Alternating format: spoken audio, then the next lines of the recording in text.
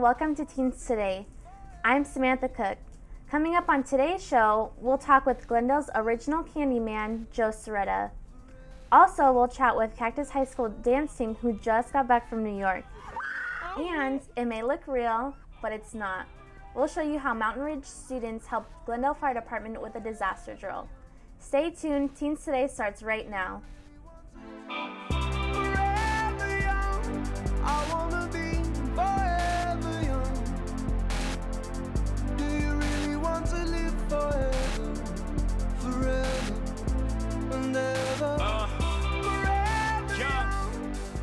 Hi, welcome to Teens Today. I'm Samantha Cook. Today we're going to be talking about chocolate with our hometown chocolate factory, Soretta's Candy Company. Here with me today is Joe Soretta. Hi, Samantha. Hi. So, would you like to tell me a little about the history of how it came to be the chocolate factory? The whole family history, it goes back about 80-some years. We've been doing it all of our lives. I'm third generation. We have fourth in the candy factory now, and the fifth generation on rare occasions, but coming right along. So that's what we've always done. What are some of the different events that you contribute to for Glendale? Well, you have to remember, Samantha, this is our hometown. We all live here. So it's our town, and it's a little bit different than a vendor who is just sell their products, whatever it happens to be, and a merchant actually works within the community for the community because they are a part of the community. So the events for the chocolate affair, the very first glitters, we were the only vendor at that time. So it's just progressed over the years, and the years have flown by. So nearly all the events that we could participate in, we have participated in support of our city, but not just our city, especially to our youth, because that is who our city will be in just a year or two or three away. What are some of the things that you've done for the youth? Well, my act in particular, it may have been the last 15 years where we have had the heart or other items that they have used to generate the funds for their own causes, whether it's fundraisings or raffles, anything of that nature. We've had a few trips where they needed to get to where they had to be for whatever event that might be, and we've sponsored a lot of it. And a lot of times our own children were involved in so many different of those. When you think of myself with 7 brothers and sisters, and I'm kind of an old guy now, but I didn't always be. So I have 2 children, and I have the fewest of all the family members. So what came out here in 1968 as 10 family members are now 73. So we're pretty active in the community, and we enjoy that. So how did you enjoy working with MIAC this year? They did great. Everybody was super sharp, they did their job, and more importantly, they had fun doing it. Hopefully we can expand it so that MIAC runs that booth in the future years to come. A little bit of training, they're there.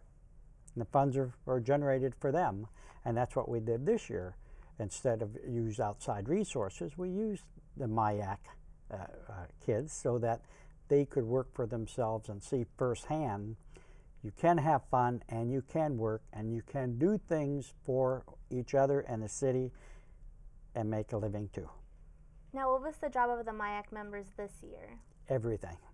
Whatever it was, mostly they served as runners, where they built their chocolate pizza. They helped build the chocolate pizza with whatever guests were in line to have that done. So they helped them with anything that needed to be done right down the assembly line and boxed and out the door. Awesome, and I know you also gave them a special gift this year too. What was that? Oh, you also gave them the little hat. Oh, yes, of course. You have to be dressed for the job. And then also you put a saying on it, "We'll work for chocolate." Do you want to tell us a little about that? Well, I work for chocolate every day. So why not MIAC? So it's one of our trademarks. We own those rights. So we wanted to share that too with our youth. Awesome. Is there anything that you'd be hoping for MIAC to do for the future years, and would you like to keep involved with them? Absolutely, and they need to stay involved with our city. As different personalities grow in different ways, It's in their best interest to know how to work within city government and how to get the things that they need done or feel that they need done as they grow and mature and have families of their own. So what was my interpretation of my act in the beginning was to teach our youth how to work in a city environment to get the things done that they needed to get done. Is it still not that way? Oh, it's definitely that way. That's right. So make it happen. We'd like to stay involved, yes. Do you think there are anything else in your factory that they'd be able to do if they wanted to help you guys further volunteer? We have had that at different times. We have to be very, very careful in the plan itself because of health code regulations. Of course, we are FDA inspected, so unless there is a solid education behind it, it's difficult to do. There have been people, and they go through the courses for sanitation and whatever, and we're fine that way. On an outside environment, they still have those codes to follow. It's a little bit more lax, but the basics still have to be served. So sure, that'll happen in the future. Awesome. Well, what are different things that you guys do in your own factory? In regards to what? Making chocolate, and what are the different types of chocolates that you guys make? Well, our chocolate's a little bit different. There's chocolate and chocolates. So we'll start with chocolate. Our beans are purchased for us by Guitar Chocolate in California in Belize. Those beans are then aged for up to 6 years, and that's to get the acidity and the moisture where it has to be to make our blend.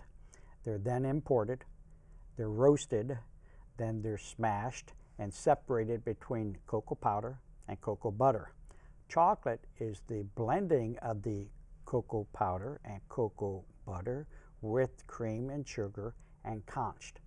Conch is the mixing to get the rich smoothness that you're trying to get in chocolate, and that's chocolate itself. So our percentage is 34% cocoa powder, where typical American style chocolate is 26 to 28, and European chocolate's a little bit more robust, it's at 36. So we're right in the middle. It's the blend that we as a family personally enjoy the most, so why not use that? And we do. It's the most expensive guitar makes, but it's well worth the dollars for us. Well, with that, what do you guys make with it? Do you do something for like the holidays, or? Well, we can. With chocolate itself, you can do almost anything. It's one of the oldest known forms of currency in the world, one of the first. Chocolate and cocoa beans were money at one time, and they talk about the spices in the aisles. Well, there was a little bit more than that, and it was from the central Mexico is where and the islands that the cocoa beans came from, and traded all over the world as a form of currency. But what we do with it is start with chocolate. We may cover a caramel, we may cover a brittle, we may cover just an array of different creams, whatever the tastes are. But more importantly, our customers tell us what they want, and we make it. When we screw it up, it doesn't matter, it's still good to eat. So we can't lose. And we are constantly striving to please our customers. Remember, they're our next door neighbors and our friends, so why wouldn't you want to try? If someone wanted to visit the chocolate factory, where would they go for that? It's at corner 54th Avenue in Glendale. We have guided tours daily, Monday through Friday. We are open Saturday for sales only. Tours are at 10 o'clock, then again at 1 o'clock. Take about a half hour, and there's never a charge. It's just something that we want to do and bring our friends, and 300,000 of them last year. That's a lot of people to sample, but it's great. We'd love to have them. Awesome. Well, thank you for coming with us today on the show, and we'll be right back with some more Teens Today. I am C-3PO, and this is Glendale. And I'm Anthony Daniels, and it's still Glendale. Welcome back to Teens Today. I'm Erin, and we're here to talk about the triage at Mountain Ridge, and this is my guest, Logan Basor. What exactly is a triage? Well, a triage is, it was a simulated plane crash to where, a sense where there was a lot of injured and or dead people, you could say. And we were split into groups based on the class and based on like what period you're in for each class. It was the sports medicine and the medical science classes, and each teacher split you up, and each group was assigned a patient to find. Okay, so once you found the patient, they had tags on them? Yeah, they had their tags with their vitals, which would help you in case to know like what you'd classify them into the 4 categories of a triage. Starting with green, which is walking wounded, then it would go up to delayed, which is yellow. 3 would be red, which is immediate, which clearly means immediate care, and 4 would be dead or dying, where you just classify them as dead. Okay, and then what did you do to save the patient? Well, it's dependent on how what they have going on, dependent on their wounds. Like if someone's like bleeding out, you obviously are gonna like put pressure on the wound and treat it. And if somebody has like glass stuck in their head, you're obviously gonna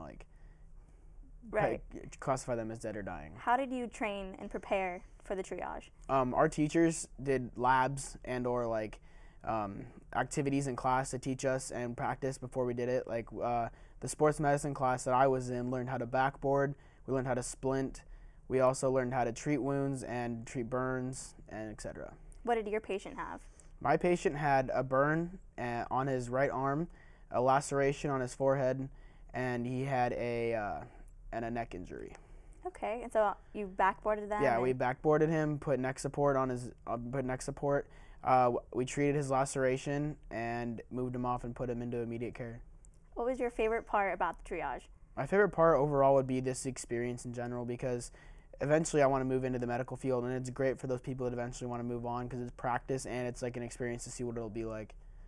So you took sports medicine? Yes, it's a good class. Do you plan to take medical science next year? Yes, I plan to do the triage again because it's more experience and it's a fun activity. And once you finished with your patient, where did you bring them? Well, there was different tarps that you had set up by each color for each classification, as I mentioned, and you would take them over there and you would lay them down and you would take their vitals a second time, and then you would have a firefighter or like one of the Estrella Community College nurses sign off on your paper that you would take all their vitals and write down their injuries, and once they signed off on your paper, you were done for the triage. That's awesome. And then there was a helicopter and a ladder truck there? Yeah, the helicopter flew in and they split us up into our even groups and odd groups by number. And the even groups went to the helicopter first, and the odd numbers went to the fire truck. And I went to the fire truck and the ladder truck. They put our teacher up in it, and that was pretty fun to watch. Was she scared? Yeah. And then they went and opened up every compartment of the fire truck and showed us where they keep all their medical supplies, what they do, and what they do in some of the instances of triage. That's cool. So you got to learn about like all their equipment and. Yeah, we got to see like every one of their equipment, and it was a pretty cool experience. So I understand Mountain Ridge is the only school to do the triage. Yes, they do it at the end of the year, towards the end of the year, the second semester, to sort of reward the students for being good and for taking the class.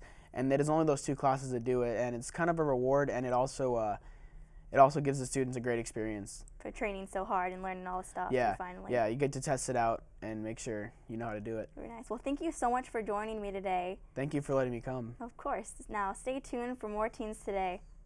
If I ride, I will know the way the trees smell after the rain.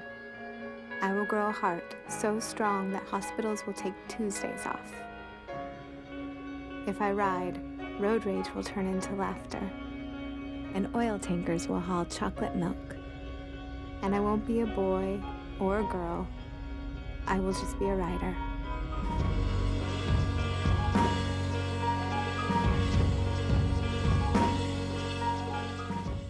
Hello and welcome back to Teens Today. My name is Rachel, and with me today is the Cactus High School dance team. Tell me about what you did these last couple of weeks. Well, these last couple of weeks, we just got back from our New York trip, and we spent 5 days there taking classes and learning the New York culture and touring and stuff. What were the classes like? The first one we took was a hip-hop class, and it was a little bit difficult for most of the dancers. And then the second class we took was the jazz class, and I think all of our dancers really enjoyed that class because that's our style. Yeah. Okay. Were you the only school that was there? Yeah. Yes. So, what other things have you done throughout the school year? Well, we perform at all of the assemblies. We've performed here at Westgate during Christmas season. We performed at Glendale Glitters. And then we sometimes perform at lunch to promote our dance concert as well. And we do flash mobs and stuff like that with the whole school. Like, we involve the whole school, and we're just really involved with a lot of things. So yeah. Oh, and we go to like our feeder elementary schools, and we perform there to promote them to come to Cactus and get involved in our dance program. So is it easy to get onto the dance team? Can anyone get in, or is it? No, it's audition based. Well, it's audition based if you're trying to get in performance dance, but anyone can come and take a beginning class for a semester, but it is like you need to take a beginning class in order to audition for an advanced class or the performance dance team. What is your favorite part about being on a dance team? My favorite part is learning all the new choreography and interacting with all the different students, and like we're like really becoming like a family with each other. Like, I feel related to all the girls in dance. My favorite part is just like all the girls individually connect with our dance teacher, and it just like feels like she's like our second mom. And so that's my favorite part, is just like coming in and like learning new things from her. She teaches us like life lessons as well as dance. Have you traveled anywhere else other than New York? We've traveled to California a couple times because we usually take a dance trip every year, but this year we decided to go to New York, and it was a really fun experience. What else did you do there? Is there anything else? No. We just took dances and dance classes and toured. I don't want to say much shopping. Yeah, don't do that. What was your favorite part about going to New York? My favorite part was the jazz class. I feel like that's like our class's specialty is jazz, so we all had really fun. We all like fun with it, and our teacher and our vice principal were there with us, so they took the classes along with us, and it was a really fun learning experience. My favorite part was just like, again, like connecting with all the girls. Like, you get a better bonding experience when you're so far away and they're like your only like family basically that is with you. So my favorite part was just bonding and like getting to see all the new things that you've never seen before. So where can other people see you perform? We have a winter and a spring show, and the winter is already obviously passed, and then our spring one is coming up in the beginning of May. Thank you, Brenna, and thank you, Dustine, for coming in today. My name is Rachel, and thank you for watching Teens Today, and see you next time.